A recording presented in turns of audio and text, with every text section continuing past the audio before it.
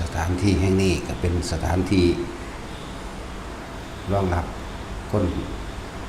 ตกทุกข์ได้ยากคนลำบากหรือคนที่เดินทางไกลเขามาเดินทางไกลนี่ไกลมากๆเลยสัตว์ทั้งหลายที่เที่ยวเวียนว่ายแต่เกิดหาต้นไม่ได้บ่ฮู้ว่าจุดกำเนิดของการเกิดตัวเองเริ่มต้นแรกจักอยู่หม้องใดเพราะว่ามันยาวนานเหลือเกินสิ่งที่ยาวนานที่สุดก็คือเวลาที่มันผ่านมาแล้วหาต้นไม่ได้แต่แม่นคนระลึกชาติได้จนถึงหาประมาณบ่ได้นี่ก็ยังหาต้นบ่ได้เลยก็คือพระพุทธเจ้าเฮาระลึกย้อนหลังขึ้นไปโอ้หาต้นบ่ได้จักสิเอาตัวใดเพราะว่ามันมีมาเรื่อยหาเท่าไหร่ก็เกิดเท่านั้นตายเท่านั้นหาไปเรื่อยจนสุดจนเป็นเหมือนกับวงกลมเป็นเอื่นว่าวัฏฏะแต่ว่าวงกลมหมุนวนก็สิไปเอาต้นแรกมันอยู่ใส่หมุนวนไปนั่นแหละจึงว่าเฮาเป็นที่พักพิงให้กับคนตกทุกข์ได้ยากที่เดินทางไกลบางคนก็ล้มเหลวโดยไม่ได้ตั้งใจก็มีหรือโดนคดโกงโดนเอาเปรียบทำร้ายเบียดเบียนแล้วเหตุเกิดกลายเป็นคนที่ชีวิตล่มละลายไม่อยากติดเหล้าก็ได้ติดไม่อยากติดคุกก็เคยติดไม่อยากเฮ็ดยังที่เป็นหลายๆอย่างก็ได้เฮ็ดเพราะความลำบากจนเป็นบางอย่างคือเบียดเบียนทำร้ายรังแกข่มเหงเหมือนกันกับบางที่เขาเป็นโจรปล้นบางคนบางที่เขาก็บ่ได้อยากเป็นหลายๆอย่างมันมีมาอยู่เรื่อยๆดอกแม่จังสิเป็นของคู่โลกมาตลอดโจรข้าวแดงก็บ่ได้อยากเป็นโจรนายโจรราคาดอันนี้เป็นโจรโดยกำเนิดเป็นโจรโดยสันดานมาเลยนายโจรราคาดนั่นแหละแล้วก็คาตระก็บ่ได้อยากเป็นโจรนั่นแหละจะถูกรังแกข่มเหงแต่เฮาเปรียบเทียบแน่พอได้หูจักคือพ่อใหญ่เสือใบเสือดำเสือพญสวนเปรียบเทียบเขาจะถูกรังแกถือคนรวยถือคนมีอำนาจรังแกข่มเหงเอาเปรียบจนบ่มีที่จะมาหากินตัดสินใจปล้นกี่ขาไปเลยแต่ว่าโดยคนเฮาความเจ็บปวดหรือความถูกรังแกข่มเหงจากฐานะที่ยากจนก็เลยเห็นใจคนจนเหมือนกันเหมือนกับเราก็เกิดในตระกูลยากจนถูกแค่ว่ายืมเงินนิดหน่อยแต่ว่าเขากันอยากได้ที่ดินที่หน้าก็ยึดเอาควายมั่งแล้วก็เอาไปมั่งมารังแกข่มเหงแม่พ่อขาแม่ขาน้องสาวตายมั่งโดยความเครียดแค้นโดยความลำบากยากจนนำก็เลยตั้งตนขึ้นเป็นโจรปล้นแต่คนพวกนี้มีประสบการณ์ในความลำบากในความทุกข์ยากลำบากก็เลยเกิดกลายเป็นว่าปล้นคนรวยปล้นคนรวยปล้นคนโกงเพื่อที่จะเอาไปแจกคนจนเพราะเขาก็มาจากคนจนเหมือนกันของสัตว์เขามีเขาไม่ได้อยากเป็นแต่ว่านั้นคือแต่ทางโลกสิว่าเป็นคนบ่ดีเป็นคนเลวแต่สัจธรรมบ่แม่นคนเลวจิตใจของเขามีอุดมคตินะบ่ได้อยากเป็นโดยศาสตร์กำเนิดบ่ได้อยากเป็นแบบนั้นเป็นคนที่มีความจริงใจซื่อสัตย์ต่อบุคคลผู้อื่นทั้งหมดก็เลยเอ่ยว่าสัจธรรมอันเป็นความบริสุทธิ์ในการถึงจะปล้นถึงจะจี้ถึงจะฆ่าแต่ว่าการนำมาเพื่อความอยู่ดีของผู้อื่นปล้นคนรวยคนโกงไปแจกคนจนพวกนี้มันเลยเป็นสัจธรรมหรือคุณธรรมอันหนึ่งที่ปกป้องคุ้มครองเขาบ่ให้ตายด้วยคมหอกคมดาบบ่ให้ตายด้วยปืนนั่นแหละถ้าว่าเรื่องกฎหมายผิดไว้แต่ถ้าว่าเรื่องคุณธรรมสัจธรรมของโลกบ่ผิดจังซี่ล่ะหลายอย่างที่ได้ความละเอียดในความจริงในธรรมทั้งหลายที่พวกเฮาบ่เข้าใจ พวกเขาเข้าใจแต่ว่าเขาเลวจิตใจเขาอย่างหนึ่งการกระทำอย่างหนึ่งจิตใจนี่เป็นคนโอบอ้อมอารีเข้าใจคนจนเข้าใจคนทุกข์ยากเข้าใจคนลำบากเพราะตัวเองก็เกิดมาจากครอบครัวที่ลำบากบ่มีอยู่บ่มีกินทำมาหากินแค่เลี้ยงชีพไปวันๆซื่อๆแต่ว่าถูกรังแกข่มเหงก็เลยเกิดกลายเป็นคนที่แข็งแกร่งขึ้นมาเลยอุทิศตนเองเพื่อผู้อื่นปนกี่ขาแมงเพื่อกันแต่ว่าไม่ได้ทำเพื่อตัวเองแต่ทำเพื่อผู้อื่นนี่สัจธรรมและคุณธรรมตัวนี้จะค่อยปกปักรักษาคำว่าธรรมย่อมรักษาบุคคลผู้ประพฤติธรรมหมายถึงความจริงโดยคุณธรรมนั่นแหละที่เขามีอยู่แล้วภายในจิตใจของเขาเลยคอยปกป้องรักษาบุคคลมีคุณธรรมเหมือนกันแหละหลายอย่างก็ดอกที่เขาบอกเขาใช้ความลึกความละเอียดของโลกของธรรมของกุศลอย่างหนึ่งมันคือมีมาตรกรคือโจรข้าวแดงคนกับแบบลักษณะเดียวกันนี่แหละโจรข้าวแดงกับมีลูกน้องบริวารถึง3,500 คนมันนี้เรื่องสั้นโจรโดยสันดานแต่ว่าเคยทำบุญไปมากกับมีแต่ว่าคำว่าโจรโดยสันดานก็คือมีความเป็นมาต่างกันได้ทำบุญก็พอพระเจกก็ได้ขออธิษฐานอธิษฐานว่าให้ได้ฆ่าคนแบบนี้แบบนั้นมันเลยเป็นเรื่องกรรมของวัฏสงสารในจุลคาตนี่แต่ที่พูดถึงตัดมาในศาสตร์นี้โดยเลี้ยวโดยกำเนิดเกิดชีวิตอัตคัดสนไฟไหม้บ้านตั้งแต่มือปฏิสนธินี่ท้องแม่คนเด้ออกมาแล้วก็หาอยู่หากินฝืดเป็นขอท่านขอหยาดธรรมดาวะแต่แค่ตัดเอาต้นศาสตร์นี้หนึ่งเด่นแต่ว่าแต่คืนหลังไปแล้วมีชีวิตที่มีคุณธรรมแต่ว่าถูกรังแกข่มเหงและความเจ็บปวดแล้วความถูกรังแกข่มเหงก็เปลี่ยนคนให้เข้มแข็งได้นะแต่คนแต่ว่าเข้มแข็งได้ต้องอาศัยคุณธรรมพอใส่ซื้อว่าโจรใส่ซื้อว่าเสือแต่เอาคุณธรรมทำเพื่อผู้อื่นที่เรียกว่าคุณธรรมนั่นแหละส่วนในจุลคาตนี่เป็นโดยสันดานโดยศาสตร์นี้ซื้อได้แต่ว่าอดีตศาสตร์ที่แล้วนั่นนับเป็นกับเป็นคนดีมาตลอดเป็นสั้นแหละเลยตั้งปณิธานว่าขอให้ได้ฆ่าโจรนะก็เลยได้ฆ่าโจรนี่เลยในจุลคาตแปลว่าโจรผู้ฆ่าโจรอย่างสั้นตะกี้โจรพวกนี้เคยไปฆ่าเขาเคยไปรังแกข่มเหงครอบครัวของเขาโจร35,000 คนได้โอกาสเข้าไปอยู่ในหมู่โจรพวกเดียวนี่แหละบัดนี้กรรมอกุศลกรรมมันให้ผลพวกเจ้าประเสนนำทหารไปจับได้ก็เลยขออาสาผู้หนึ่งแต่ผู้ใดฟันข้อโจรทั้งเบิดนี่35,000 คนใดสิไปชีวิตน่าจุลคาตก็เลยยกมือนั่นเวลากุศลกรรมหรืออกุศลกรรมมันให้ผลแล้วเฮ็ดให้คำอธิษฐานหรือคำขอของคำอธิษฐานที่ตั้งสัจจะอธิษฐานไว้สมัยขอให้ได้ฆ่าโจรนั่นแหละกลับใดว่ารู้ละมันยาวนั่นเกินก็เลยได้สมดังปณิธานตั้งไว้จริงๆเลยได้เป็นโจรฆ่าโจรนั่นแหละสมัยทำบุญทำทานให้กับพระประเจกก็ออกจากสมาบัติมาพอดีก็เลยไหว้ทั้งสั่นก็เลยขอแบบนั้นนะบุญตัวนี้นำทรงมาให้เขาได้ฆ่าโจรนี่เรื่องของนายจุลคาตแต่สุดท้ายแล้วนายจุลคาตกับภาษาลิบุตรไปโปรดเอาแต่เกี่ยวเนื่องกับภาษาลิบุตรเพราะภาษาลิบุตรเคยเป็นลูกมาก่อนณอสงไขยหนึ่ง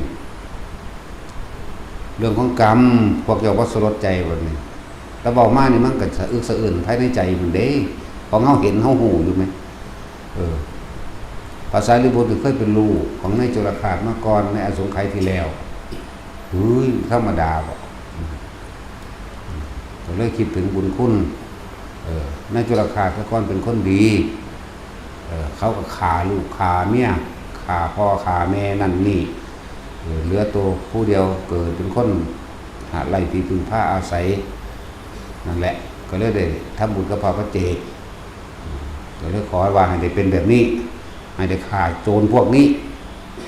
มันสั้นแล้ว บัดนี้มาสัตว์สุดท้ายพระสารีบุตรก็เป็นพระอรหันต์ผู้เขาเจ้ามีญาณผู้เขาเจ้ามีเขาเจ้าเบิ่งแล้วสงเคราะห์ผู้ใดได้น้อนี่เด้เขาเจ้าก็ตามสงเคราะห์เอาบ่เหมือนกับพระโมคคัลลาที่ว่าตรวจสอบแม่ที่ตกนรกนั่นแหละจังซี่อันนี้ก็คือกันเพิ่นก็สังเกตตัวเองโดยความละเอียดเข้าไปในนั้นเฮาบ่รู้ในระหว่าง3 เดือนในระหว่างถ้าสิพูดถึงคือพระพุทธเจ้าเพิ่นปรงอายุสังขารภายใน3 เดือนที่จริงเพิ่นปรงมานานแล้วเพิ่นก็บอกนิมิตหมายกับพระอานนท์ไว้หลายครั้งหลายคราจนนับบ่ได้ละแต่พระอานนท์ก็คิดบ่ออกอันนี้ก็เหมือนกันพระโมคคัลลาภาษาที่บุตรเวลาเพิ่นคิดถึงว่าเฮาสิตายตอนใดอาจจะปรงไว้สัก3 ปี4 ปีมันก็ได้รู้วันตายของเจ้าของอยู่แล้วนั่นแหละก็เลยผู้ใดที่ยังมีพ่อบุญคุณที่สามารถโปรดได้ที่มีบุพกรรมรวมกันที่สร้างกุศลกรรมรวมกันก็สินำโปรดเอาสิเอามรรคสิเอาผลสิเอาศีลธรรมให้นั่นแหละนี่เป็นเรื่องที่บ่มีในพระไตรปิฎกนะเพราะพระไตรปิฎกก็จดไว้โดยละเอียดในชีวิตคนหนึ่งมันก็ยาวเกินไปอันนี้แต่เฮาเอามาต่อให้เพื่อให้เข้าใจในเหตุเพราะว่าผลมันมาแบบนี้มันต้องมีเหตุตุพมาปภาวะเยอยู่แล้วสิ่งทั้งหลายทั้งปวงบ่ว่าสัตว์บ่ว่าคนจะมีเหตุเกิดให้เป็นไปต่างๆนานาแต่ว่าเฮามาได้ยินได้ฟังแค่นี้สิต่อให้ฟังว่าพระสารีบุตรเคยเกิดเป็นลูกเกิดเป็นตระกูลครอบครัวนั้นนายโจรขาดเป็นพ่อปกปักรักษาครอบครัวสุดชีวิตแต่ว่าเขาก็ฆ่าตายเลยมันระลึกถึงบุญคุณเคยทำบุญครับกับพระอยู่เรื่อยๆกับพระเจกจากบ่นั่นแหละขอให้ข้าพเจ้าจงได้ข่าพวกนี้ขึ้นและบุญที่ข้าพเจ้าจงเป็นเครื่องหนุนส่งให้ข้าพเจ้าได้ดวงตาเห็นธรรมเป็นที่สุดมาถึงที่สุดเมื่อได้ข่าพวกนี้แล้วก็ได้ดวงตาเห็นธรรมเป็นที่สุดเข้าใจว่าล่ะจุดดังว่าพุทธเจ้านี้เถิดพระเจกคนบริสุทธิ์ใจได้เอวังโหตุกหรือเด้ แต่ว่าที่สำเร็จได้พออย่างคนออกจากสมาบัติผู้ใดอ้างว่าเจ้าของออกจากนิโรธสมาบัติไปใส่บาตรเอาขอเอาเด้อมันสิได้มือนั้นโลดแต่ผู้ใดว่าองค์นั้นเขานิโรธสมาบัติเท่านั้นนิโรธสมาบัติเท่านี้เนี่ยขอเอาเงินจาก10,000 ล้านมันสิได้10,000 ล้านภายในมื้อนั้นล่ะถ้ามันบ่ได้ก็แสดงว่าบ่แม่นเรียกว่าล่ะเป็นสั่นเด้แล้ว ต้องไปอธิษฐานเบิ่งผู้ใดอยากวานสมาบัตินั่นสมาบัตินั่นนี่ออกจากนิโรธสมาบัติ7 วันมั่ง9 วันมั่งเขาชานธรรมดากับเขาชานธรรมดาแน่อย่าว่าเข้านิโรธสมาบัติหลายเนาะนั่นแหละนี่เป็นตัวอย่างอันหนึ่งจะเลยบอกพระสารีบุตรเพิ่นระลึกนึกถึงลงไปแล้วก็ระลึกชาติได้มากคือกันเด้โอ้ผู้นี้เคยเป็นพ่อเฮาโปรดเอามันบ่ล่ะพ่อกับแม่มาเกิดนำกันนี่มันไว้อสงไขยที่แล้วเด้นั่นน่ะจักว่าล่ะนั่นแหละก็ไปโปรดเอาตอนนั้นนายจุลคาสิตายไปยืนเฮ็ดคือสิขอบิณฑบาตหรือเฮ็ดคือเกิดกังนายจุลคาเอาพาคนเจ้ามาจากทางใดนิมนต์เพิ่นไปข้างหน้าซะเฮาเป็นคนบาปเฮาบ่ทำบุญบ่ได้ดอกนั่นลงมาคุยกัน3 เทื่อ4 เทื่อบ่ได้มาบิณฑบาตดอกมาเยี่ยมเรื่องใดเฮาคือบ่จักกันโอ้ยเป็นญาติกันท่านอาจจะจำบ่ได้มั้งว่าเคยมีญาติเอาก็สังกัดนิมนต์ขึ้นมาซะก็ขึ้นมาแล้วก็คุยกันเรื่องนั้นเรื่องนี้คุยไปคุยมาคุยไปก็สู่กุศโลบายเพิ่นบ่ได้ดีเนาะกุศโลบายของภาษาดิบุตรเพิ่นมีปัญญามากอยู่แล้วว่าทำบุญบ่ได้แต่อดีตเป็นสิ่งที่ผ่านล่วงลับมาแล้วเฮาบ่อาจสามารถจะไปแก้ไขในอดีตสิ่งใดแต่ว่าปัจจุบันในขณะนี้ท่านกำลังอยู่กับใครอยู่กับพระคุณเจ้าผู้ชื่อว่าสารีบุตรเนี่ยก็คอยคุยไปมันคล้ายอดีตที่มันคล้ายความระลึกความเคยชินเนาะมันคล้ายเด้คล้ายความคิดถึงอดีตสัญญาเก่าๆตีขึ้นบ่ได้คล้ายไปแล้วเพิ่นก็คอยบอกไปมาเพิ่นก็ฝึกหัดให้หายใจฟังเด้อเพิ่นก็บอกเราจะหายใจไปพร้อมกัน มันก็ให้หายใจเข้าให้หายใจออกหายใจออกหายใจเข้าพอดีมันตายอยู่ที่แต่ว่าหลับในตำราบอกว่าอนาคามีนะนี่แหละไว้ถึงบางหันแล้วมันสิบ่ลงมาเกิดแล้วมีก็มีตัวเนาะนั่นบ่ปลาเขาพระอนาคามีแล้วบ่กลับลงมาเกิดอีกแล้วแน่มันบ่มีแนวอยากอีกเลยพระอนาคามีนั่นเหลือตัวอันเดียวนึงเด้อยากเป็นพระอรหันต์เท่านั้นเด้แต่ว่าอยากอรหันต์แล้วมันก็อรหันต์โลดแล้วเนาะโอ้ยจักเนาะก็ไผดอกว่า อยู่นี่จังแม่นอีหยังสึงหลึงอยู่ไผก็เลยนั่นแหละนี่เว้าเรื่องที่มันเลยในพระไตรปิฎกเข้าไปอีกให้ฟังมันต้องมีเหตุเนี่ยทุกอย่างมีเหตุเบิดเด้นั่นแหละว่าสถานที่แห่งนี้เฮาสร้างขึ้นก็สงเคราะห์คนยากจนคนทุกข์ทุกข์บ่ทุกคนอยู่แล้วสัตว์ทั้งหลายเว้นแต่เกิดทุกข์เบิดคำว่าจนอาจจะบ่มีแก้วแหวนเงินทองบ่มีทรัพย์สมบัติอันอื่นเป็นเครื่องดำรงชีพหรือล่มละลายตลอดทั้งนี่หน่อยให้โอกาสกับทุกคนที่จะกลับใจนะเจ้าสิติดคุกคดีใดมากก็แล้วแต่มันเจ้าสิขี่เหล้าเมายายาบ้ายาเบื่อยาสุราเมรัยแอลกอฮอล์หรือซึมมาเพียงใดก็ตามถ้าอยากให้โอกาสตัวเองกับสถานที่แห่งนี้ให้โอกาสเบิดเพราะเฮาสิเฮ็ดคือพระพุทธเจ้านั่นแหละพุทธเจ้ายังให้โอกาสคนที่ผิดแม่นบ่ให้โอกาสโจรองคุลิมานได้บวชแล้วก็ให้โอกาสพวกโจรทั้งหลาย500โอ้มันหลายคือยังไงเด้แต่ว่าลูกศิษย์ของพระสังฆิจจะสามเณรว่าโจร500ของสุมาณะสามเณรโจร500มีตะโจรมาบวช500 2,000เลย4เทื่อเนี่ยเอานี่นับนี่ก็ยังให้โอกาสคนผิดพุทธศาสนาเป็นศาสนาที่มีเหตุและผลเรียกว่าเป็นไปตามเหตุปัจจัยทั้งหลายนะเคยบอกว่าถ้าปัญญามันบ่เข้าใจหรอกคนปัญญาคือหยังบุ๊กเนาะปัญญาแบบนั้นปัญญาแบบนี้เขาต้องมีเหตุผล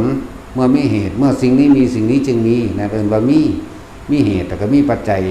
จึงมีผลในการรองรับของเหตุทั้งหลายเป็นไปตามความเป็นจริงบ่แม่นศาสนาขอบ่แม่นศาสนาดลบันดาลบ่แม่นศาสนาสิ่งศักดิ์สิทธิ์นั่นแหละเป็นการกระทำของตัวเองล้วนๆว่าสถานที่นี้ให้โอกาสกับทุกคนแต่คนคนนั้นสิให้โอกาสตัวเองหรือไม่นั่นแหละถ้าเราคิดเบิ่งดีๆแหละคนเฮานั่นน่ะรวยมันได้ก็สร้างเถอะมันก็เจ็บก็ปวดก็ป่วยสุดท้ายก็ตายจากสิ่งที่มีเหมือนเดิมจนมันก็เหมือนกันเจ็บปวดป่วยแล้วก็ตายเหมือนกันหายอยู่หายกินไปสร้างตายหนึ่งดอกหนามันสิตำแหน่งยุทธธรรมดาศักดิ์กันยังก็ตายแล้วแต่เสมอกันเบิดโดยความตายเนาะแต่สิเสมอกันเบิดและทุกคนที่ตั้งใจฝึกหัดปฏิบัติตนเองให้เขาถึงความจริงอริยสัจอริยะแปลว่าผู้ไม่มีศัตรูสัจคือความจริงสัจจะนั่นแหละคือความจริงสัจเกิดแบบนี้แล้วก็สัจไม่เกิดแบบนี้เนี่ยถ้าเขาถึงความจริงแล้วฝึกหัดปฏิบัติตนเองก็สามารถเขาละความเห็นต่างๆที่เคยเสื่อละความเห็นต่างๆที่เคยยึดมั่นถือมั่นได้คือการเบิดบัดนี้ไม่ว่าคนจนหรือคนรวยสามารถที่จะเดินตามมรรคมีองค์8สามารถที่เข้าใจรู้อริยสัจเหมือนกันและบรรลุเป็นอรหันต์เสมอกันนี่เห็นบอกมันบ่ได้เลือกได้หม่องนี้ขึ้นอยู่กับตัวเองฝึกหัดปฏิบัติและความเพียรของตนเองเด้อย่างนั้นสั้นแหละเรียกว่าให้โอกาสเบิดทุกคนมีโอกาสเบิดเด้เว้นไว้แต่อนันตริยกรรมนะหมายถึงศาสตร์นี้ผู้ใดทำอนันตริยกรรมไปแล้วบ่อาจสามารถสักขานุคานิพพานะห้ามสวรรค์และนิพพานพวกนี้มาเกินอันนั้นบาปฆ่าพ่อฆ่าแม่1 2แล้วฆ่าพระอรหันต์แล้วบางทีพยายามทำลายฆ่าพระพุทธเจ้าแล้วก็สังฆเพศนี่ห้ามในศาสตร์นี้แต่ว่าถ้าสำนึกได้ก็บ่ห้ามในศาสตร์ต่อไปและต่อไปอีกยาวนานนับสงไขเหมือนเทพทัตก็บ่ได้ห้าม แต่ว่าศาสตร์นี่ห้ามแล้วก็ยาวไปจนว่ากว่าใส่กำเบิดจักแสนพระพุทธเจ้าละจักชีวิตอย่างว่าล่ะส่วนอาชาติศัตรู10,000พระพุทธเจ้าจึงจะพ้นขึ้นมาอาชาติศัตรูก็จะเป็นปัจเจกพระปัจเจกองค์หนึ่งเหมือนกันแต่ท่านพระพุทธเจ้าพระองค์ที่10,000ก่อนเอาง่ายๆองค์ที่100เขาจะเป็นเกิดเป็นขี้ไก่เดือนกิ่งกืออยู่ใสได้เดี๋ยวนี้แม่นบ่แต่เพิ่นทำนายไว้นี่นิดๆหน่อยๆไว้นี่ก็พอแห้งแล้วทำนายไว้10องค์นี่แต่ก็คาดไว้ให้ซื่อๆจักรวมแล้วเป็น30นี่ก็แต่เพิ่นก็เบิ่งสุดนั่นแหละเพิ่นก็ว่าทำนายดอกอันเพิ่นทำนายไว้10แต่อันอีก20ขึ้นหลังนั่นอันต่อไปข้างหน้านั่นบ่ทันได้ทำนายแต่ว่าเพิ่นเบิ่งไว้ว่าพวกนี้ได้เป็นซื่อเด้อยากว่าล่ะทำนายต้องรับเฉพาะหน้าคนที่ได้รับพุทธทำนายต้องเป็นพร้อมที่จะบรรลุอรหันต์ในขณะนั้นเด้เข้าใจว่าล่ะอันนี้มันเป็นอจินไตยโพธิวิสัยหมายถึงนิสัยและการกระทำคำพูดของพระโพธิสัตว์ยากนักหนาที่สัตว์ทั้งหลายด้วยกันจะเข้าใจนะยิ่งได้รับรัฐพยากรไปแล้วบ่เข้าใจเลยฮอดพระอรหันต์มันก็เบิ่งบ่เป็นเอาล่ะลองเบิ่งหน้าความรู้ความสามารถมันต่างกันคือหยังสั้นแหละเรื่องโพธิวิสัยเมื่อเข้าสู่พุทธวิสัยแล้วไกลเขาอีกบรรลุเป็นพระพุทธเจ้าแล้วนะเฮาว่าสามารถไปเข้าใจความคิดคำบอกของเขาได้เด้พระพุทธเจ้าล่ะขนาดภาษาลิบุตรยกย่องสรรเสริญพระพุทธเจ้าเลี้ยงพุทธวิสัยยังถือพระพุทธเจ้าให้เอาเธอรู้พุทธวิสัยเหรอเธอรู้ความคิดแห่งเราเหรอเธอรู้การเป็นมาของพระพุทธเจ้าทุกพระองค์เหรอนี่ธรรมดาเด้นั่นพระอรหันต์แบบว่าปัญญาล่องจากพระพุทธเจ้ามันบ่ได้ล่องสำใดสำหนึ่งเด้ปัญญาของพระพุทธเจ้า16ส่วนยกออกไป15ส่วนซะก่อนแล้วเหลืออยู่ส่วนเดียวมาพาอีก16ครั้งแล้วยก15ส่วนออกไปเหลือแค่ส่วนเดียวยังไม่ได้เศษเสี้ยวเด้มันธรรมดาเด้นั่นแหละจังว่าเฮาบ่ฮู้ว่าผู้ใดเป็นพระโพธิสัตว์เฮาบ่ฮู้ว่าผู้ใดเป็นหยังทางที่ดีนั่นน่ะเมตตาหมูตมาก็จะประมาทกันเถิดเนาะพุทธเจ้าเคยเกิดเป็นหมูบ่ในอดีตศาสตร์เคยเกิดเป็นหมาบ่เนี่ยคนบ่ค่อยเว้าเด้อันแต่ว่าเกิดเป็นสัตว์เดรัจฉานเนาะรู้สึกว่าโอ้ยคือดูถูกเพิ่นนั่นซั่นโอ้ยเกิดเป็นเดรัจฉานบักหลายคักก็บ่ฮู้แม่ว่าล่ะผู้ที่ทัดหนักใหญ่เป็นจังซั่นงูตัวกาลนาคราชปาลนาคราชโชตินาคราชขาดราชเคเลศ เป็นบักหลายตัวเว้าเรื่องงูนี่เป็นบักหลายตัวตระกูลโคตมะมั่งตระกูลวิรูปักษ์มั่งสัพพยาปุตตะมั่งเกิดเป็นปุ๊บทุกตระกูลแบบยาวๆเลยล่ะตกนรกก็ตกเด้นั่นแล้วบ่มีผู้ใดกล้าเว้าเข้าใจแต่ว่ายิ่งใหญ่แบบอลังการจักรพรรดิเหาะเหินเดินอากาศว่าบ่แม่นปานนั้นเนาะจังซี่เกิดเป็นหมาก็มีหมาจิ้งจอกทุกอย่างเป็นเสือเป็นหมาเป็นช้างเป็นแมวเป็นปลาปลานี่ก็ไม่เป็นปลาน้อยหรอกปลาก็ลงมาสุดท้ายก็แค่ปลาดุกปลาช่อนส่วนสัตว์ที่เป็นนั่นก็เป็นนกเท่ากับนกกระจิบที่เล็กกว่านั้นลงมาบ่เมียนแค่นกเท่ากับตัวแมงวันกับบ่ได้บ่เป็นอยากว่าล่ะนับนกฮัมมิงเฮโรนาน้อยโพดอันนั้นน้อยกว่านกตีบอีกเรียกว่าล่ะสัตว์ใหญ่ก็สูงสุดสร้างถ้าปลาก็เท่าปลาฉลามบ่เป็นปลาว่านใหญ่เกินอันนั้นจังซั่นแล้วเฮาบ่เข้าใจโพธิวิสัยหรือพุทธวิสัยเฮ็ดจังใดก็บ่ถึงเพิ่นดอกหน้าแม่นบ่ล่ะเบิ่งความรู้ความสามารถผู้เพิ่นลาพุทธภูมิใดคือหลวงปู่มั่นคือหลวงปู่บัวเบิ่งดูเฮาคาดคิดถึงบ่ล่ะ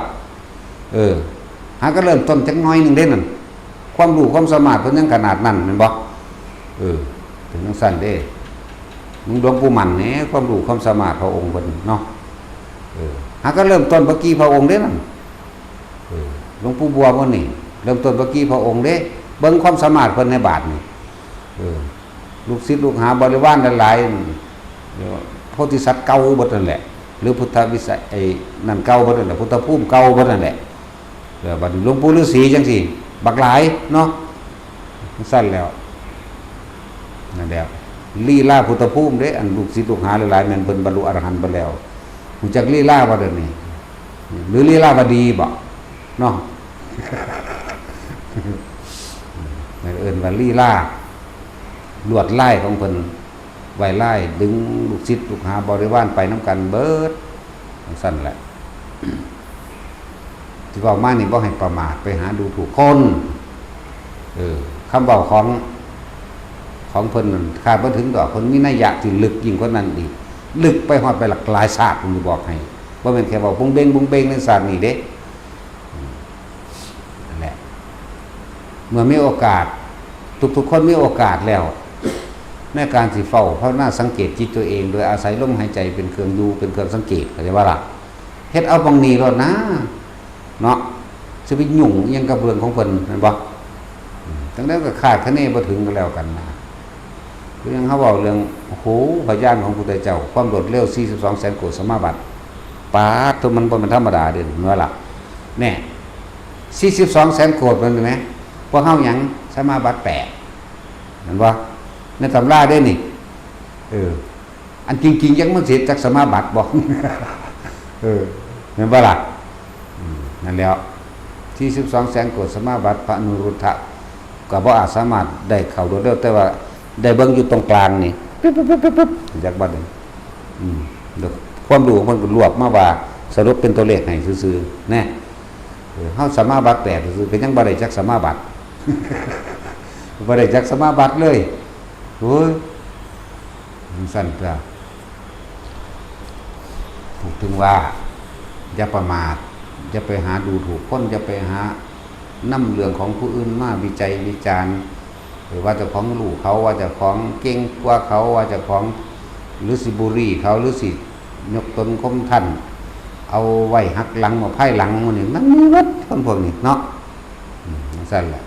ฉะนั้นเขามีโอกาสแล้วเขาก็เฝ้าสังเกตความคิดเจ้าของโดยอาศัยลมหายใจนั่นแหละก็ต้องไปยากลำบากกับเพิ่นดอกนะ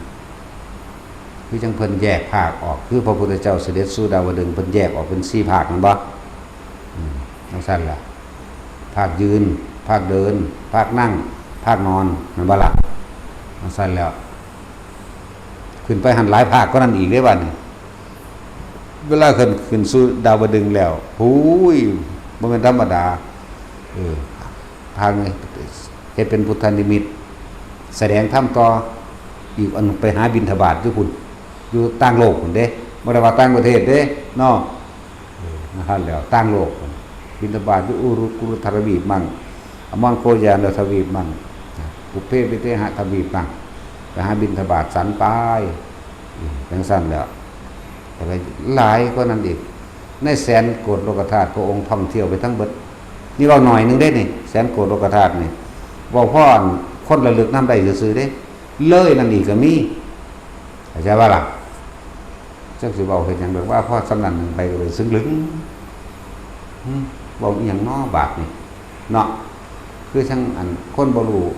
ภาษาต่างดาวไปเว้าภาษาต่างดาวให้เขาฟังนั่นแหละบ่ได้ว่าต่างประเทศเด้ต่างประเทศยังพอมีคำออกอยู่เด้แม่นว่าซั่น no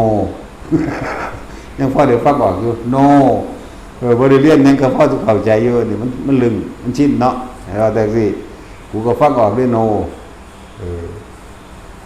ถ้าอันถือก้อนฟาดหัวข้างโน่ก็เขาเลื่อยไปโน่แตกพร้อม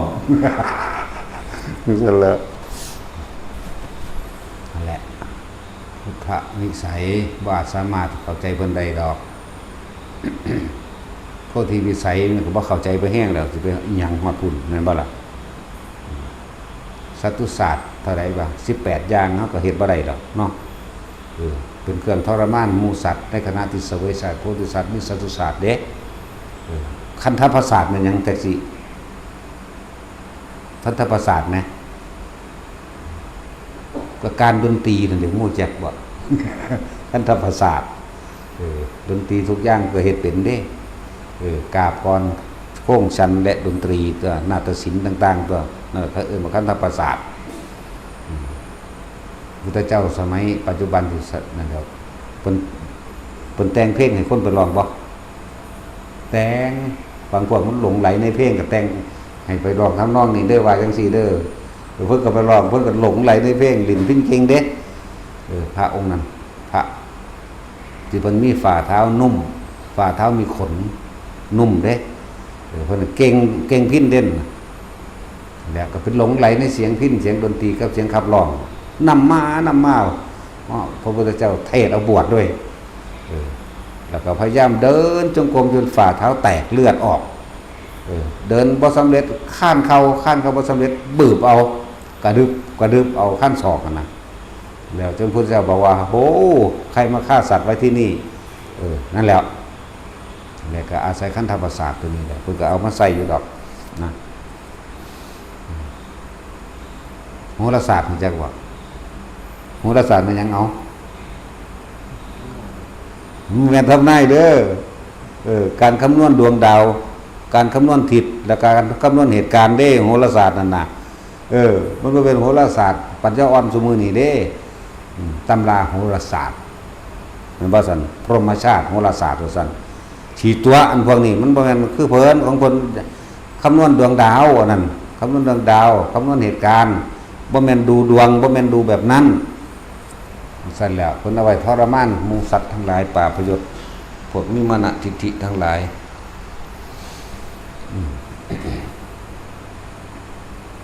ยุทธศาสตร์ดิ ยุทธศาสตร์การลบยุทธศาสตร์การลบยุทธศาสตร์การลบภูมิศาสตร์การแผนที่หลายอย่างก็ดอกจักสิเว้าเห็นหยังดอกว่าแท็กซี่วันฉลาดก็มูดโง่เด็กๆว่าแมนโง่ก็ผู้ไวอีกผู้ไวบ่เคยเป็นหนีเด้เนาะมึงเป็นหนีมึงเรียนสูงกระดอกเนาะโอ้ยสัวซ้ำน้ำบักก่อนเลยเฮ้ยผู้ไวเราบ่เรียนสูงเราได้เป็นหนีไปเด้เราบ่มีเรื่องเดือดร้อนเด้สูงมันมนุษย์เงินเดือนเนาะคำนวณราคานี้กดเครื่องคิดเลขมันสั่นล่ะที่บอกมานี่อีกอย่างหนึ่งก็คือว่าพวกเรียนสูงนะที่เข้าใจว่าตัวเองสูงนะเรียนจบปริญญาใดก็สร้างด็อกเตอร์ก็ตามจะเยอะจะยิงหลายมันสู่คนทำมาหากินเฮ็ดให้เฮ็ดหน้าเลี้ยงเจ้าของได้โดยบ่เป็นหนี้ออกแล้วเขาก็บ่คดบ่โกงพร้อมคุณธรรมของเขามีเยอะมีมากมีหลายกว่าคนที่เรียนสูงเด้ก็พวกขากันหลายๆก็เรียนสูงตัวพวกโกงคนหลายๆก็เรียนสูงตัวเนาะพวกได้เรียนหนังสือก็เฮ็ดให้เฮ็ดหน้าเด้หาปูหาปลากินไปหนึ่งเด้บ่ได้โกงคนบ่ได้กินคนเด้บ่ได้กินเลือดเนื้อไผแปลว่าล่ะเว้านี่เว้าสำนึกสำเนียกมาแน่อย่ายิงหลายว่าเจ้าของอันมึงมีรถอำนาจในเมืองคนมึงสิไปสับสนในเมืองผีเองดอกหน้ามึงเสียจะตามราศักดิ์ตำแหน่งไปสอดใต้โต๊ะบ่ได้ถือตีนก็บ่บานโลดก็ตัดสินถือตีนก็บ่บานเด้อนั่นแหละสิ่งที่ปกป้องอบายได้ก็คือคุณธรรมนี่เองทุกคนให้มั่นใจในคุณธรรมเถอะข้าราชการโกงน่ะบ่ต้องห่วงได้รับผลแน่นอนบ่ต้องห่วงเป็นหยังคือหอยเขาคือต่อยก้อนสิต้มหมายว่าเจ็บปวดก้อนสิไปถึงน้ำร้อนอีกหอยบอกปลาเข็งปลาหมอหรือปลาเข็ง ปลาช่อนปลาคอปลาดุกก็คือปลาดุกอยู่ ปลาซิ่วปลาทุกชนิดกบเขียดหอยแข้งแมลงภู่ปลาหมึกนักการเมืองโกงบัดถ้าสมัยตะกี้เอิ้นว่าปุโรหิตโกงนักการเมืองโกงข้าราชการโกงพวกนี้คือเหมือนกับว่าเขาเห็นคนอื่นเป็นเหยื่อจังว่าล่ะเขาเห็นหมู่ประชาชนคนทุกคนอย่างเป็นเหยื่อเขาสิมองเอาผลประโยชน์ทันทีโดยใส่อำนาจโดยใส่ยศถาบรรดาศักดิ์คมคู่เอาบางคนจนมันบ่มีกินมันอย่างไรมันย่านถูกยึดที่ดินมั่งย่านถูกยึดนั่นเนี่ยเฮ็ดนำเด้ได้ยิบได้ยืมไปเป็นหนี้ให้เพราะนั้นบ่ได้สนใจว่าใครจะเดือดร้อนใครจะเจ็บปวดแม่นบ่ล่ะกูเอาอย่างเดียวจบบัดนี้มันมาเกิดเป็นหอยเขาก็ต่อยก้นป๊อกเขาก็ต้มทั้งที่บ่ได้ตายอีกเขานำมาเขาก็ลวกลวดถ้าเป็นหอยแข้งแมลงภู่ก็ดีเนาะถ้าเป็นหอยจูบหอยบานเฮาหอยโข่งมื้อนี้หอยหน้าหอยมันต่อยก้นซะก่อน เจ็บปวดขนาดนั้นบ่ตายเด้จนถึกลวกลงไปในน้ำห่อนจังตายเด้นั่นแหละคือเอาความรู้สึกนั้นคืนไปมั่งความรู้สึกโกงเขาความรู้สึกที่เขาเดือดร้อนเขาต้องหาเงินหาทองหยาดเหงื่อแรงงานของเขาแล้วก็เกียรติเงินไว้เพื่อสิใส่สิไปมีการโกงเอานั่นแหละก็เรียกว่าอย่าสะอ่อนเด้ออันมึงรวยเข้าไปโลดมึงสิซวยที่สุดบาดมึงตายนั่นแหละนั่นแหละพูดถึงกรรมและการให้ผลของกรรมเด้อให้ทุกคนไปคำนวณเอาเลยบ่ได้ด่านักการเมืองเด้ด่าหมาพวกกินเลือดกินเนื้อผู้อื่นพวกนี้พวกเรียนสูงทั้งนั้นแหละที่ทำชั่วได้สุดยอดมันบ่นี่ถ้าพวกเรียนสูงเด้อทำชั่วได้สูงสุดผู้ไว้บ่ได้ไปทำเด้มันบ่แล้วก็แค่หาอยู่ให้กินน้ำหัวน้ำสวนเหล้าปลูกบักพริกปลูกบักเขือเอามาสุกมาแก้วหนึ่งเด้เด็กมหอดน้ำปลาขอนกับผ้ากันปลาขอนทั้งสันเด้หารับจ้างรับใบหลังจากว่าฤดูเก็บเกี่ยวจบแล้วก็ดีเนาะเท่านั้นหนึ่งได้แหละแต่ว่าความถูกใจของเราบ่ได้มีเลยทั้งสั้นแล้วคนสิต่างจากสัตว์นรกก็เพราะว่าคุณธรรมทั้งสั้นแต่สัตว์เดรัจฉานก็มาจากคนโกงนั่นแหละแต่ว่ากระทุเราเบาบางมากแต่ว่าบัดนี้คนที่ยังโกงอยู่นี่แม่เลยเอื่นว่าเลวยิ่งกว่าสัตว์เดรัจฉานคนจะต่างจากสัตว์เพราะว่าเป็นคนที่มีน้ำใจมีการเอื้อเฟื้อแบ่งปันเข้าถึงความรู้สึกของความทุกข์ยากลำบากอย่างว่าล่ะเข้าถึงความรู้สึกของคำว่าไม่มีเขาจึงแบ่งปันเนี่ยเขาว่าคุณธรรมบางคนก็เกิดมารวยแต่ว่าเขาเข้าถึงความรู้สึกของความคำว่าไม่มีผู้คนได้เขาก็เลยไม่คดไม่โกงไม่เอาเปรียบไม่รังแกไม่ข่มเหงเห็นอกเห็นใจความโลภบ่ได้แรงขึ้นหนา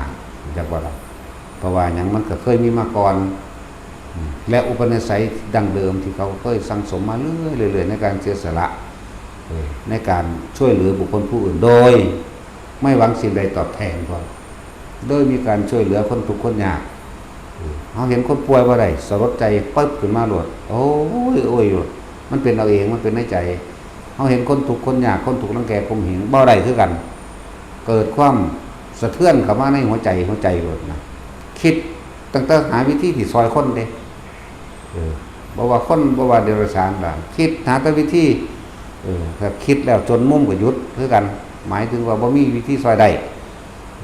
อย่างน้อยก็แนะนำเอานะแล้ว แต่ละมือแต่ละเว้นมีแต่แบบนี้เฮ็ดจังใดคนสิแต่จุดหมายอันสูงสุดเฮ็ดจังใดคนสิรู้ธรรมเห็นธรรมแต่ในระหว่างการเดินทางนี่เฮ็ดจังใดเนาะคนพวกนี้สิพ้นจากความทุกข์ความยากเฮ็ดจังใดเนาะเขาสิมีอาชีพที่สุจริตแล้วก็บ่ทุกข์ยากลำบากบ่เป็นบาปเป็นกรรมในการต่อไปจังซี่แหมนั่นแล้วแต่ละมื้อก็คิดอยู่ซ้ำนี่แล้วมันคิดอิหยังหลายคิดแต่สิซอยคนเท่านั้นนะหมาก็ซอยอยู่บ่ซอยแต่คนเนาะตัดสินก็เอาไปเลี้ยงซั่นตัวแต่นั่นเนาะใส่แล้วบ่มีอิหยังแต่ละมื้อแต่ละเว้นมีเท่านี้บ่แม่นแค่เฉพาะตาเฮาเห็นเด้เรื่องลึกลับซับซ้อนหลายกว่านี้อีกจักว่าพวกเปรตพวกผีสัมภเวสีหลายกว่าคนอีกเด้อ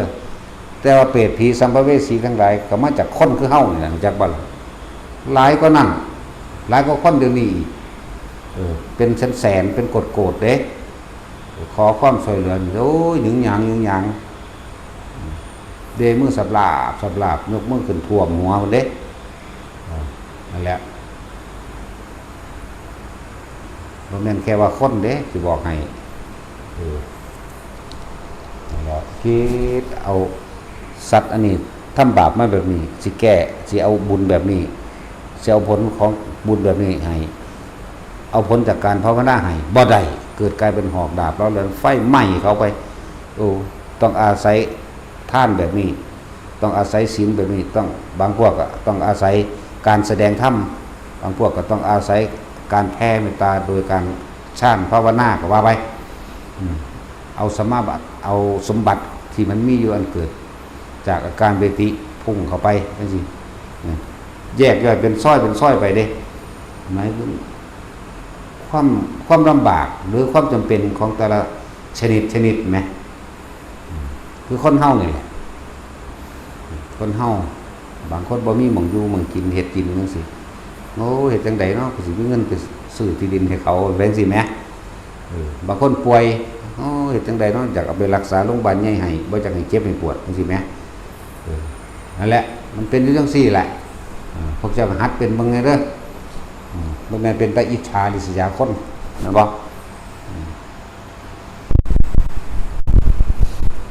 แต่ว่าทั้งหมดทั้งมวลก็คือให้พวกเฮาสลดสังเวชสลดใจตัวเองสังเวชใจตัวเองแล้วก็น้อมเข้ามาให้เห็นว่าแม้นเกิดเป็นหยังก็ตามในภายภาคหน้าล้วนแล้วแต่เกิดเป็นทุกข์ความเกิดเป็นทุกข์ความแก่เป็นทุกข์ความเจ็บป่วยไม่สบายเป็นทุกข์ความพัดพรากจากสิ่งที่รักเป็นทุกข์อยากได้สิ่งใดสิ่งหนึ่งแล้วไม่ได้ดังใจก็เป็นทุกข์สุดท้ายความตายเป็นทุกข์เกิดเป็นหยังกระชังนะเกิดมาตายคักๆนี่แหละเทวดาก็ตายคนก็ตายสัตว์ก็ตายเด้จากบ่ล่ะเฮ็ดจังใดเฮาสิเข้าถึงความไม่ตายนั่นแหละถ้าบ่อยากตายก็จะเกิดเนาะสั่นตัวง่ายๆตัดสินเจ้าบ่อยากตายบ่เจ้าก็จะเกิดตัวเจ้าจังสิบ่ได้ตายอีกนั่นสั่นแหละแต่ละมือแต่ละเว้นบ่มีดอกอย่าไปทำลายผู้ใดบ่มีเลยแต่ว่าก็บ่ยอมผู้ใดมาทำลายเฮาคือกันเด้บ่เคยแพ้ไผคือกันเด้แพ้เจ้าของซื่อๆแพ้เจ้าของเด้มันใหญ่กูศูนย์เด้มันบูบเดียวนึงเด้เนาะเฮาก็ปฏิบัติธรรมเฮาก็หวังดีต่อทุกคนแหละแต่ว่าเฮาก็บ่ยอมให้คนอื่นมาเบียดเบียนทำลายเฮาคือกันบ่สัตว์มึงคือกันแต่ว่าเฮามีอุดมคติหุ่มไว้อยู่ดอกนาไม่ว่าได้ยานหรอกเท่านั้นนึงนรกกะลึงบ่แห้งกันล่ะชินแล้วสบายเนาะแต่สินเอาไว้จากจังน้อยวะตัวสารดีมันก็ใส่บ่แห้งก็ได้เอาตายไปจักน้อยจัก3 มื้อ4 มื้อขึ้นมาตายไปอีกแล้ว4 มื้อขึ้นมาเด้พวกเจ้าเฮ็ดเป็นบ่ว่าสั่นก็บ่ย่านเด้ภาษาสั่นมีจักบ่กดเขามีไว้แหกเด้ผู้แหกได้แม้กระทั่งกฎแห่งกรรมมันเด้เนาะตัดสินโอ้ยเทคนิคง่ายๆนึงดอกไฟกระเดยรู้จักกระเดยหรือกระดายบ่ดันนี่แค่ส่องชานเท่านั้นนึงมันก็แหวกแหกออกไปได้เบิดนั่นแหละยังสิแม่ท่านใดเดี๋ยวนี้ทั้งสั้นตัวแม้ขนาดลูกศิษย์พระกัสสปะเพิ่นมาบวชแล้วแต่ว่าเพิ่นผูกเป็นเก่งชาญคือกันเด้รู้สึกว่าได้เงินได้ทองมานั่นแหละเลยสึกแปลวเมียเมื่อได้เมียแล้วแต่มันเงินเบิดตี้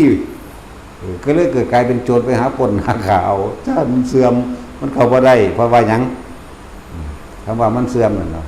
มันนึกถึงแต่สิเอาเงินมาใส่มันนึกถึงแต่ความสุขสบายสุดท้ายแล้วเขาก็จับได้แม่นบ่เขาจับได้ที่พระกัสสปะเพิ่นก็เรียบเคียงไปจงนึกถึงองค์ฌานที่ท่านได้เถิดนั่นคนมันสิตายมันมีทางไปแล้วล่ะมันเฮ็ดจังได๋สู่สิหนีจากความตายความเจ็บปวดได้เพิ่นก็ทรงฌานเพิ่นก็เข้าฌานเพิ่นได้เฉยไหมบรรลุเฉยได้นั่นน่ะอยากว่าล่ะแทนที่สิได้รับกรรมแน่แล้วก็ยังแหกกฎแห่งกรรมออกมาได้เนาะฌานบ่แม่นเรื่องยากจักเม็ดดอกเด้อเว้าของง่ายเป็นของง่ายแน่อันนี้คนทั้งหลายที่บ่เข้าถึงเว้าของยากเว้าบ่แม่นเว้าของง่ายๆให้เป็นของยากบ่อุ้ยเป็นหนังแน่นิ่งรับตาไปอยู่สั่นบ่แม่นแบบนั้นมาอยู่ในลมหายใจจับอาการปิติได้นิ่มนวลอยู่กลางหน้าผากกลางหัวได้เท่านั้นสำนั้นก็แหกได้แล้วอย่าว่าล่ะ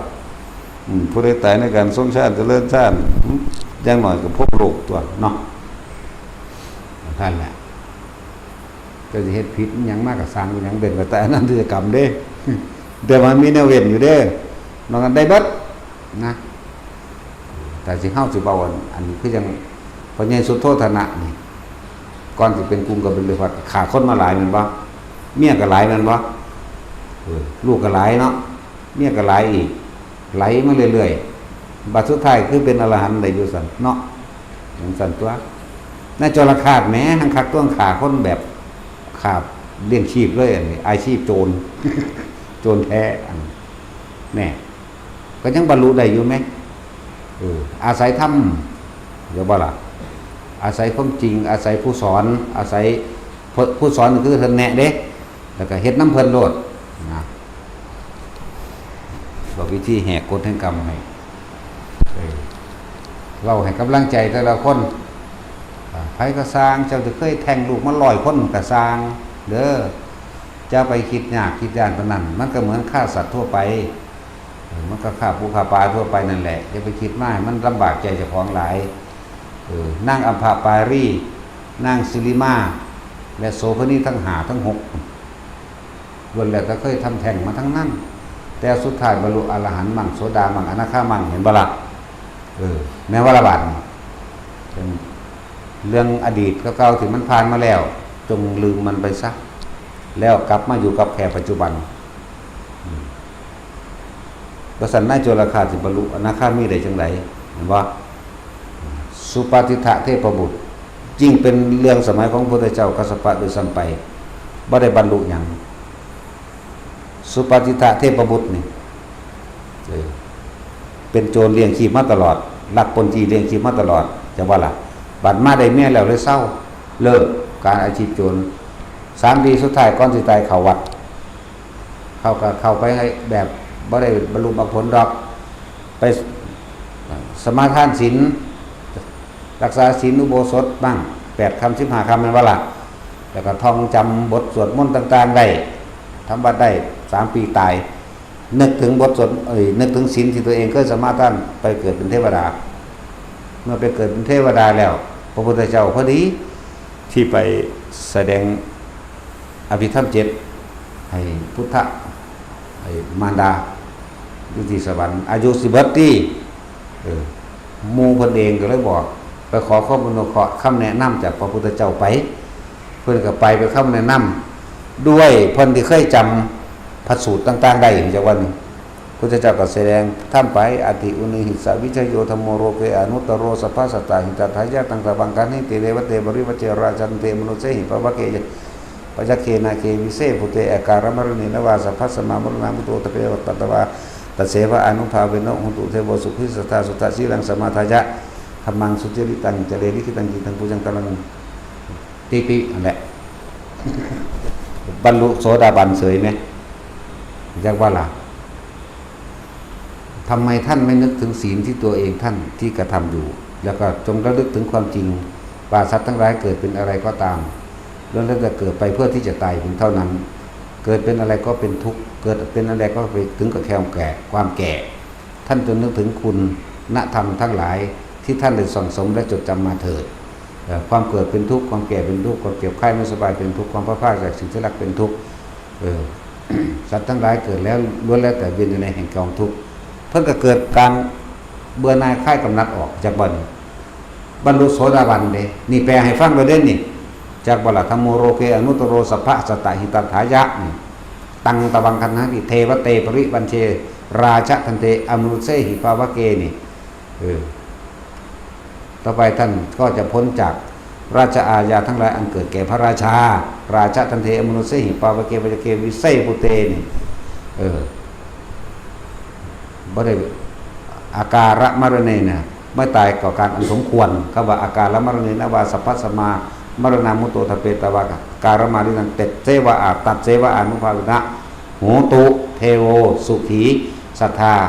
สุทธสีลังนี่นึกถึงศีลเขาจะว่านี่สมาทายะที่ท่านได้เคยสมาทานเอาไว้ในการก่อนแล้ว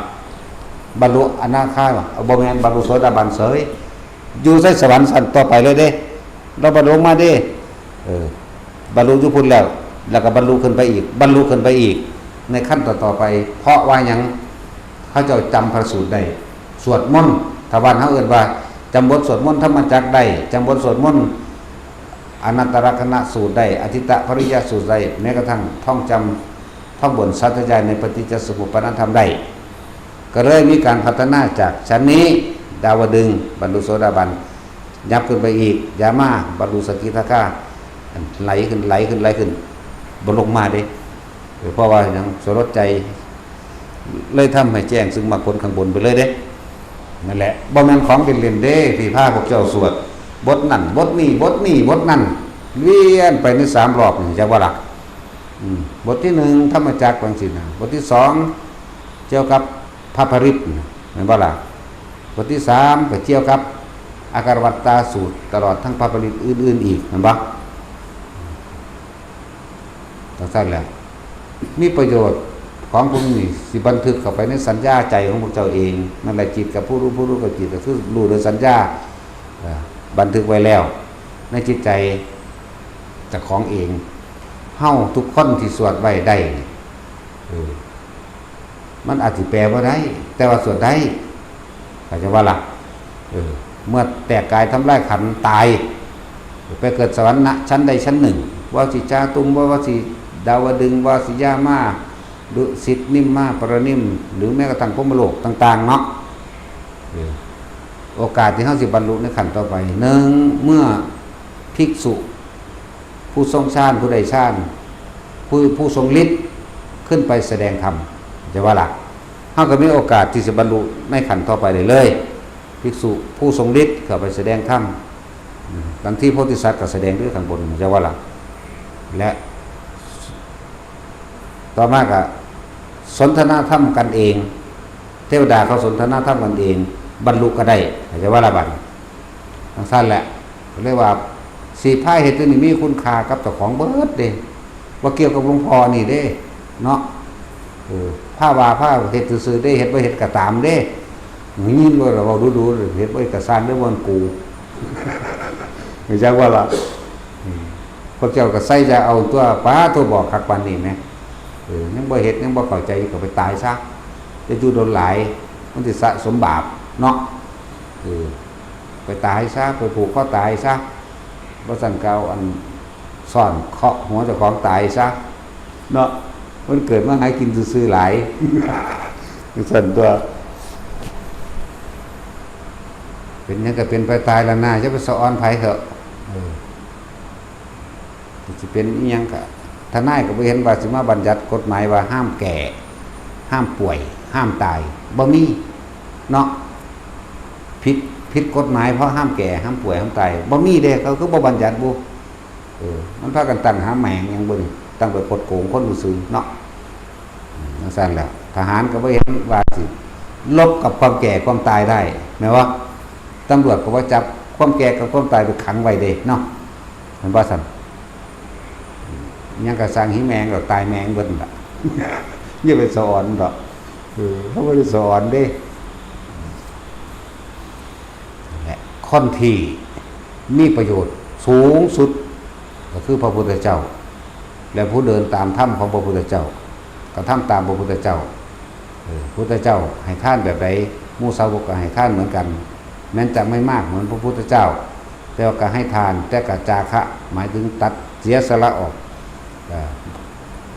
จากความยึดมั่นถือมั่นบ่ได้หวังผลในการตอบแทนแห่งทานบ่ได้หวังผลในการช่วยเหลือบุคคลผู้อื่นเด้เฮ็ดไปซื่อๆเด้สั้นแล้วเพิ่นเอิ้นคุณธรรมศีลธรรมนั่นแหละให้พวกเฮาเมื่อมีโอกาสแล้วให้โอกาสตนเองเด้ให้โอกาสตนเองสถานที่นี้ก็เป็นสถานฝึกตนสร้างคนให้เป็นพระคือผู้เสียสละนั่นเองสถานที่นี้สร้างตั้งขึ้นมาว่าฝึกคนสร้างตนเองมันจะบอกฝึกคนก็คือความเหมือนไหวในใจของเจ้าของเองแต่จะว่าหลักคำว่าคนแปลว่าวุ่นวายแปลว่าเรื่องมากแปลว่าเยอะอย่างที่นี่ก็บอกบานิมกับมาสร้างตนให้รู้จักตนเองสร้างตนฝึกคนให้เป็นพระ จากความหมดว่ายในความคำว่าเป็นคนแล้วก็หาตนให้เจอเมื่อหาตนเจอแล้วได้ตนได้ตนเอง เข้าใจตนเองเข้าใจจิตตนเองตนเข้าใจว่าล่ะเมื่อเข้าใจแล้วจงสละความยึดมั่นถือมั่นจึงเรียกว่าพระผู้เสียสละนั่นเองพระบ่แม่นแต่ในรูปแบบนี้อันนี้รูปแบบจักสิหยังกันแน่เด้มนุษย์สเปโตก็มีแม่นว่าล่ะภิกขุสเปโตก็มีเด้ภิกขุผู้มีจิตผู้เป็นเปรตก็มีเด้ภิกขุสันนิรยโตภิกขุผู้เป็นสัตว์นรกก็มีเด้ภิกขุเดรัจฉานโนจิตใจเป็นเดรัจฉานหากินตะกูก็มีเด้หลงตะกูก็มีเด้เนาะแล้วเลิศว่าสถานที่นี้ให้โอกาสกับทุกๆคนเด้อบ่ว่ายากดีมีจนทั้งทางใกล้และทางไกลแต่ว่าคนนั้นจะให้โอกาสตนเองหรือไม่เป็นสั่นพออันนี้ให้โอกาสเบิดล่ะเฮาเฮ็ดนำพระพุทธเจ้าแม่นบ่พระพุทธเจ้าให้โอกาสบ่ว่าสิเป็นยาจกวัณพกขอทานแพทย์สูทรต่างๆตลอดก้าวฟ้ามหากษัตริย์พอข้าประชาชนทั้งหลายทุกคนมีโอกาสเบิดแต่ว่าทุกคนให้โอกาสตนเองบ่แม่นว่าล่ะพุทธเจ้านี่ฝึกพวกสารถีทั้งหลายทั้งนั้นแหละแม่นบ่ล่ะเฮาก็เอาธรรมของเพิ่นนี่เด้มาแนะนำให้สั่นเฮาบ่มีธรรมหยังดอกมีแต่ตีนธรรมเอาโดนตัดสินมึงมาไกลกูรถมึงอยากกวนกูตีนถีบมึงนี่ล่ะเดี๋ยวก็ว่าปะไรชิกนี่แปลว่าหยังจักว่าล่ะถีบเด้เนาะแท็กซี่พวกอยากปรับนั่นปรับนี่ปรับหาแมงบ่นี่ล่ะให้โอกาสตนเองเด้อไผก็ดีรู้เข้ามาในร่มบ่อยๆรู้เข้ามาในความรู้สึกตัวบ่อยๆทำไม่บ่อยทำไม่มากทำไม่ชินเกิดความไม่ชินมันก็แค่เฮาบ่มีนิวรณ์ตัวเดียวเฮาก็พ้นแล้วนะจะไปอีหยังมากก็มันน่าเอาเถอะนะชาภคุโรภิกขุจงทำฌานหรือเพ่งอยู่ในอารมณ์ที่เป็นหนึ่งให้เกิดขึ้นเถิดบัดเกิดปีติปราโมทย์ย่อมบังเกิดขึ้นความลังเลสงสัยต่างๆย่อมไม่มีเมื่อมีอาการปีติปราโมทย์เกิดขึ้นปราโมทย์มันเกิดขึ้นแสดงว่ามันผ่อนคลายจากความคิดกังวลในเรื่องอยากได้อยากดีอย่างนี้อยากเป็นแล้วไม่ลังเลไม่สงสัยไม่เสื่องซึมไม่เหงาไม่เศร้าไม่ท้อถอยไม่อ่อนแอไม่มีความยินดีพอใจในกามไม่มีปฏิฆะกับสิ่งใดจักว่าล่ะมีแต่หัวใจที่ปราโมทย์อิ่มเอิบเบิกบานแล้วมันจะคอยเห็นดอกความคิดวิ่งไปปุ๊บอ๋อปีติปราโมทย์ออกไปแล้วหายไปแล้วดึงกลับมาใหม่ดึงกลับมาดึงกลับไปดึงกลับไปดึงกลับมามันก็อยู่ของมันเองดอกนั่นแหละคำว่านิพพานแปลว่าดับเย็นดับหยังดับอวิชชาพอรู้เท่าทันวิชชาดับหยังดับความคิดแปลว่าหยุดคิดในความคิดปรุงแต่งในความอยากได้และอยากเป็นความคิดในการที่จะเบียดเบียนทำร้ายผู้ใดผู้หนึ่งเสียชีวิตและทรัพย์สินตลอดทั้งมนุษย์และอมนุษย์ไม่มีคนที่เบียดเบียนมนุษย์ด้วยกันเองกับคนโลภกันตัว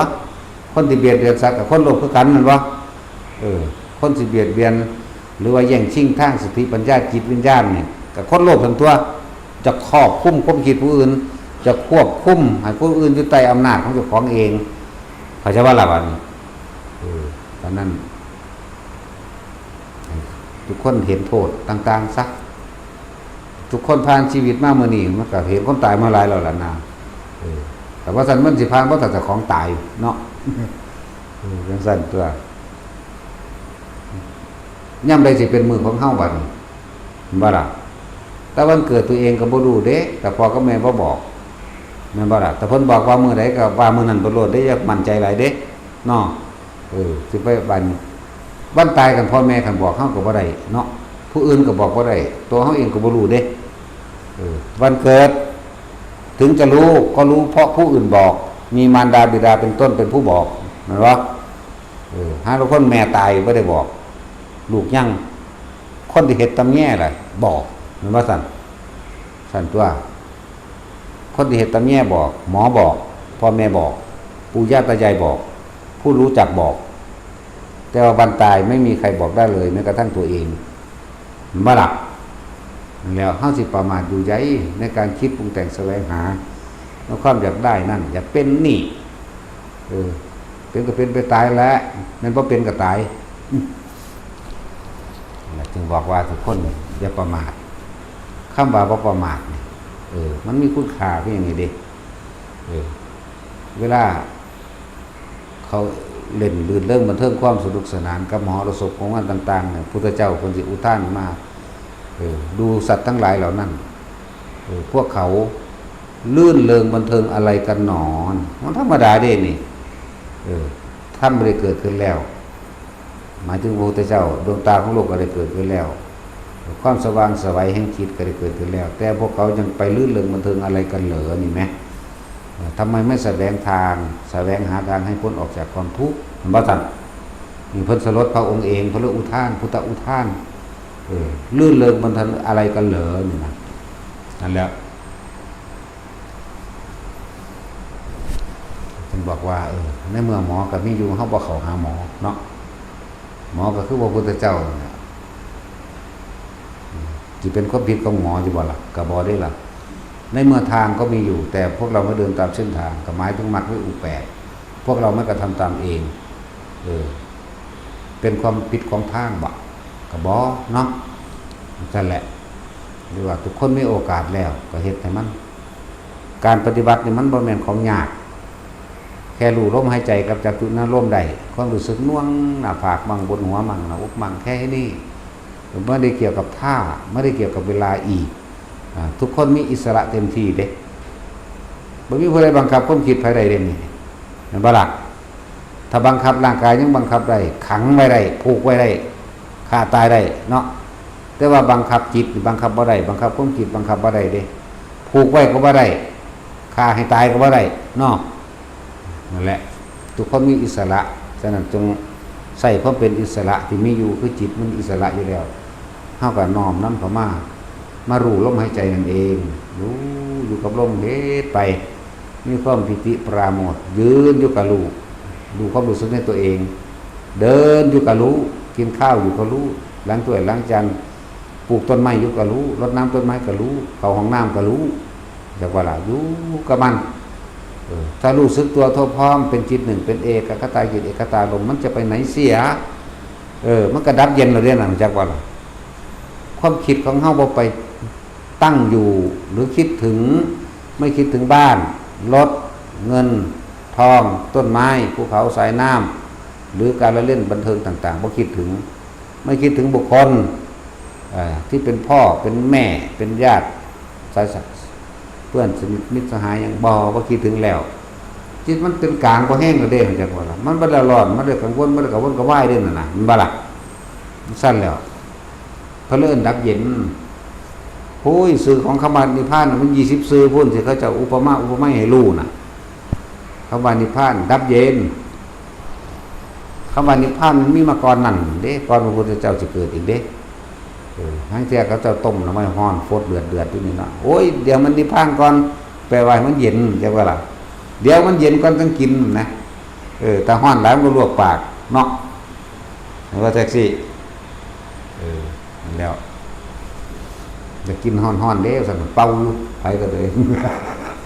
แล้วจะสินโอ้ยต้มน้ำร้อนกูเนี่ยสู้กูจะกินน้ำร้อน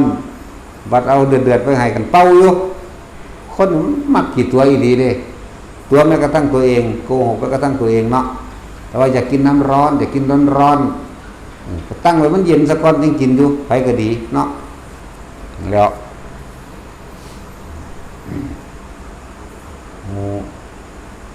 พวก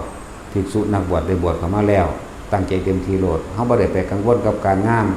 เฮาบ่ได้กังวลกับอาชีพต่างๆบ่มีอาชีพแล้วเหลือแต่ควบคุมจิตเจ้าของเองบ่ให้ออกจากกายตัวนั้นเด้อบ่ให้ออกจากกายในกายอันหนึ่งคือหยังก็คือลมหายใจเวทนาในเวทนาหนึ่งก็คือความรู้สึกอันเป็นปิตินี่เองจิตในจิตก็คือรู้สึกตัวทั่วพร้อมนี่เองไม่ใช่จิตนอกจิตหมายถึงไปคิดถึงผู้อื่นไปคิดถึงคนอื่นแล้วเกิดความรู้สึกอยู่กับบุคคลผู้อื่นพอใจมั่งไม่พอใจมั่ง แต่ว่าไม่เกิดความรู้สึกกับตัวเองที่มันนิ่มนวลอาการที่เกิดมันเป็นอุเบกขาเป็นความรู้สึกที่รู้สึกตัวที่บ่มีสิ่งอื่นเข้ามากระทบใดเด้เดินไปจิตหนึ่งมั่งอยู่กับอุเบกขามั่งก็ว่าไปนะบอกตั้งเก่าแล้วบ่เว้าไม่กับถ้าเว้าแบบแปลกๆซื่อๆแล้วแต่สิจังหวะเจ้าจะไปหาพระอรหันต์อยู่ไสบ่มีผู้ใดบอกว่าตัวเองเป็นผู้บอกว่าตัวเองเป็นน่ะบ้าจังว่าล่ะบ่เห็นบ่หลายๆคนอยู่ได้อรหันต์เกิดขึ้นว้าวข้าคืออรหันต์สั่นซึกล่ะไปอยู่ศรีสัญญาก็มีนั่นแหละมันเพียงสั้นแล้วมันไปหาขาดกันนี่ว่าเป็นแบบนั้นแบบนี้ไล่คนกลุ่มคนจับคนมาแสดงธรรมโอ้ยพุทธประสาทนั่งอย่างนี้นั่นแล้วเขาบอกสำคัญมั่นหมายว่าเป็นใดๆทั้งสิ้นและพระอรหันต์ก็บ่อยู่ทั้งนอกเลยจะไปแลนหามันทั้งนอกนี่หูดังนี่แหละผู้ใดได้ล้มหายใจแน่นิ่งมันก็ว่างมือจากบาปเลยได้หรอเนาะเป็นชั่วขณะหนึ่งก็ยังดีอุ้ยเฮ็ดไปเถอะเป็นหรือว่าเป็นกระสังหิแมงดอกเนาะอยู่ในลมหายใจอยู่ในวันนั้นลมได้ก็เอาละเว้ยมันจะเป็นยังกระสังหัวมันเป็นอย่างจะไปสำคัญมันหมายว่าต้องเป็นจะไปสำคัญมันหมายว่าต้องได้จะไปคาดคะเนจะว่าล่ะไปในปัจจุบันแม้นิพพานก็ไม่อยากไปมันเป็นอย่างเนาะแต่ตะกี้อยากไปไปเห็นว่าผมไม่อยากไปเนาะจักมันจะไปใส่เว้ยนั่นแหละนิพพานก็จะได้หัวดังพระอรหันต์ก็ได้หัวดังพวกที่ทำมาหากินอยู่หายิ่งหนูอยู่หาตอนกอยู่หาอยู่ให้กินตึกแหอยู่หาปูหาปลามากินอยู่แต่ว่ามีความเสื่อมั่นมีความศรัทธาในคำสอนพระพุทธเจ้าแต่ว่าโดยอาชีพหรือโดยความบีบคั้นฟันแทงร้อยลัดต่างๆอันเกิดจากกรรมเป็นวิบากต่างๆแต่ว่าจิตใจของเฮาน่ะน้อมมาในทางธรรมอยู่ถ้าจากมาปฏิบัติธรรมนำหมู่กันคิดไปคิดมากอ่ะคำว่าศีลเลยเป็นเครื่องกั้นตัวเองเด้โอ้กูยังตัดบ่ได้กูยังขาดสัตว์ใจกูรักษาศีลบ่ได้กูบ่ไปหรอกคิดผิดเด้อโสเภณีก็สร้างไผก็ตามที่เฮ็ดมาแล้วนั่นน่ะเวลาใดขณะใดครู่ใดที่เราเป็นผู้มีสติรู้อยู่กับลมหายใจเข้าออกเวลานั้นเรามีศีลบริสุทธิ์ใช่ป่ะล่ะศีลนี่แปลว่าไม่คิดเบียดเบียนทำร้ายผู้ใดผู้หนึ่งชีวิตและทรัพย์สินความคิดของเขาบ่ไปฆ่าไผมั้ยนั่นแล้วบ่ไปฆ่าบ่ไปปล้นลักกี้บ่ได้ประพฤติผิดในการบ่ได้ข่มเหงคนบ่ได้โกหกไม่ได้คิดอยากจะดื่มสุราและเมลัยเครื่องดองของมึนเมาต่างๆนั่นแหละศีลแต่ว่าล่ะบารมีทั้ง10ก็ไหลร่วมสู่ลมหายใจเขาออกนี่เองท่านศีลเนี่ยเข้ามาปัญญาวิริยะขันติสัจจะฐานเมตตาและอุเบกขาก็อุเบกขาตัวอยู่ในนี่มั้ยมันบ่ได้ไปคิดตั้งไผหัดไผได้ล่ะบ่จักได้หยังได้ล่ะตอนนั้นแม่นบ่ล่ะนั่นแล้วเมตตาพรหมวิหารอยู่ในลมหายใจเฮานี่มรรคผลนิพพานอยู่ในลมหายใจเฮานี่พระอรหันต์ก็อยู่ในลมหายใจเฮานี่สิไปหาหมู่อื่นได้อีกเมื่อท่านออกจากกายเพียงไม่ว่าจะไปอยู่ณสถานที่ใดท่านก็ย้ายที่ทุกไปตามสถานที่นั้นๆเข้าใจบ่ออกจากกายหมายถึงเอาความคิดไปคิดถึงบุคคลผู้อื่นกายเวทนาจิตเวทนากายส่วนคำว่าธรรมคือทางบัดนั่นแหละที่ไปเฮาไปคิดถึงคิดถึงข้างนอกคิดถึงข้างในข้างนอกก็คือบุคคลสัตว์สิ่งของข้างในก็คืออารมณ์โอ้ยบ่พอใจเด้โอ้ยพอใจเด้จะว่าลาบันแต่ว่าถ้ามันตั้งเอาไว้เป็นหนึ่งลมหายใจเข้าออกรู้มีอาการปิติแค่นั้นเห็นอยู่แค่นั้น